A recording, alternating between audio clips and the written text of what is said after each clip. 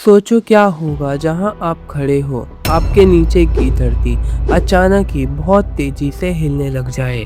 जैसे तैसे किसी टेबल के नीचे आकर आप खुद को इस भूचाल से बचा लो। हालात का जायजा लेने के लिए आप घर से बाहर निकलो और बाहर जो मंजर आपको दिखाई दे उससे आपकी आंखें खुली की खुली रह जाए। चारों तरफ जहां जहां आपकी नजरें जा रही है, आपको खंडर के सिवा और कुछ नहीं दिखाई दे रहा है।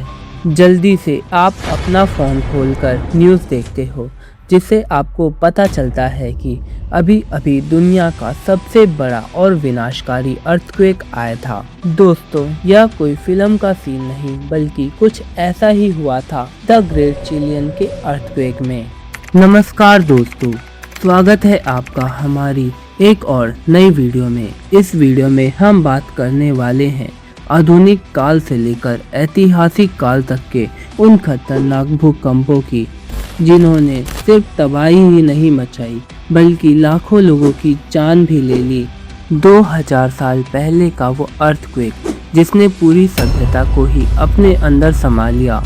बात शुरू करते हैं द ग्रेट चिलियन अर्थक्वेक की, जो कि 22 मई 1960 को आया था। 9.5 मैग्नीट्यूड का यह भूकंप दक्षिणी अमेरिका में स्थित एक देश चिली के वाल्डिविया शहर में आया था।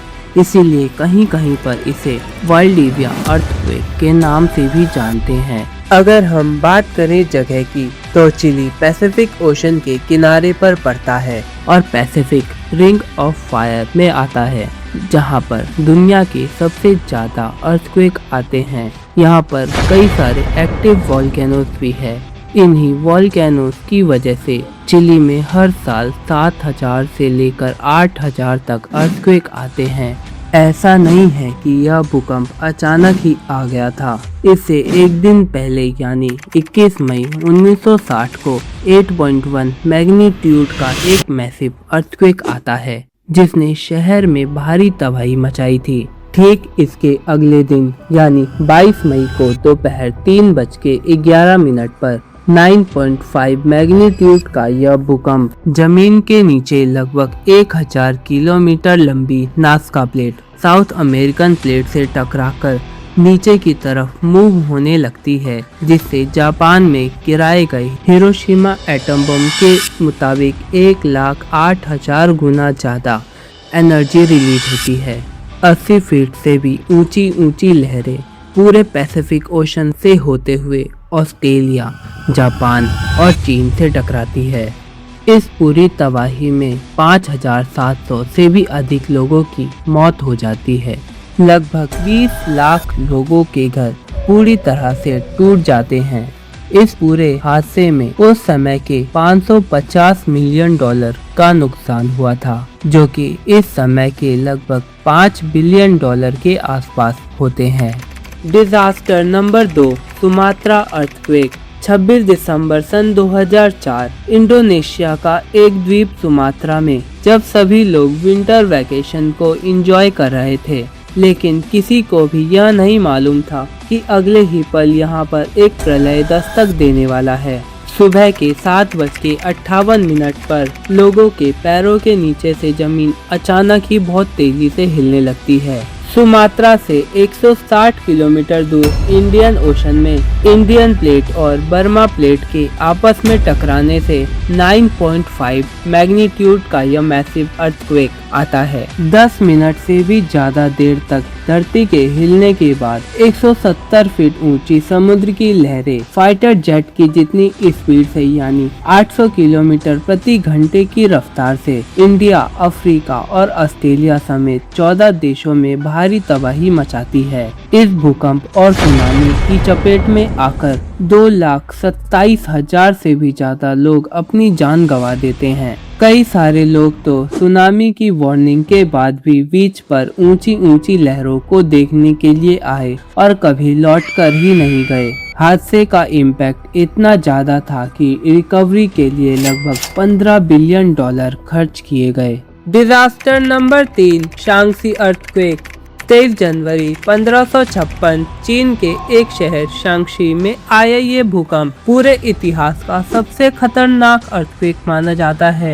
लगभग 8 मैग्नीट्यूड का यह भूकंप, जिसने उस समय के लगभग 8,30,000 लोगों की जान ले ली थी। उस समय चीन की पॉपुलेशन काफी कम हुआ करती थी, जिस वजह से यह नंबर उस समय बेहद ज्यादा हुआ करता था।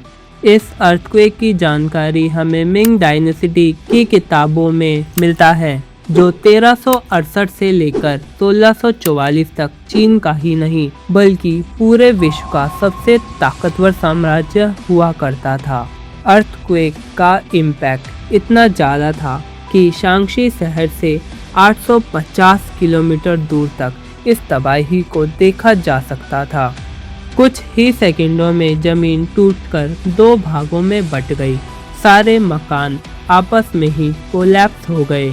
इतनी मौतों का एक कारण यह भी है कि शहर में मकानों का स्ट्रक्चर बेहद कमजोर था और लगभग आधी आबादी गुफाओं में रहा करती थी। भूकंप के आते ही किसी को भागने का मौका नहीं मिला और सब गुफाओं के अंदर ही दबकर मर गए। Disaster number 4, Rhodes 226 BCE। इतिहास का एक ऐसा अर्थक्वेक जो उस समय की सबसे मजबूत structure the colossus of Rhodes को गिराने के लिए मशहूर हुआ था। 7.5 मैग्नीट्यूड का यह अर्थक्वेक सन 226 बिफोर कॉमन एरा में ग्रीस के एक आइलैंड रोड्स में आया था। अगर डेथ की बात करें तो यह इतिहास के किताबों में इसका कोई जिक्र नहीं मिलता है, लेकिन तबाही इतनी भयंकर थी कि शहर को घेरने वाली सभी दीवारें कुछ ही सेकंडों में तबाह हो गई। भूकंप के झटके इतनी ज़्यादा तेज थे कि शहर के बीच में बनी क्लोसेस की मूर्ति को घुटनों से तोड़कर गिरा दिया।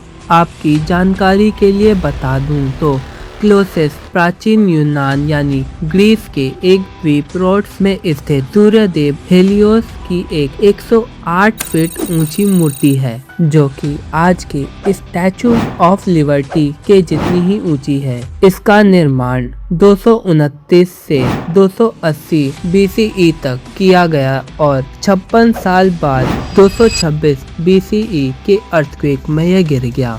मूर्ति के पार्ट्स इतने ज़्यादा भारी थे कि 800 साल तक ये वहीं जमीन पर पड़ा रहा।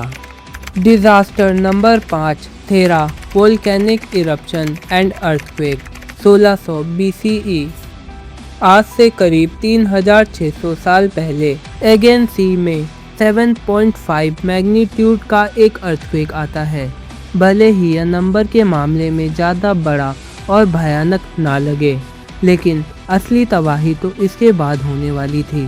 थेरा, जो कि आज के समय का सेंटोरिनी आइलैंड है, इसमें मौजूद एक वोल्केनो अचानक से फट जाता है, जमीन हिलती है और करीब 150 मीटर ऊंची समुद्र की लहरें उठती है, जो कि एक 40 मंजिला इमारत को पूरी तरह से निगल सकती है और वोल्केनो के फटने से 30 किलोमीटर ऊपर का पूरा आसमान सिलिका, सल्फर और कार्बन जैसे खतरनाक धुएं से भर गया। इस वोल्केनो इरप्शन को BEI 7 के कैटेगरी में रखा गया। दरअसल BEI वोल्केनिक इरप्शन इंडेक्स है। यह अलग अलग लेवल में होता है। अभी के समय में BEI 3 के लेवल के वोल्केनोस अर्थ पर मौजूद है। BEI 7 इतना ज्यादा खतरनाक होता है कि इसका धुआं पूरी पृथ्वी के 4 बार आराम से चक्कर लगा सकता है।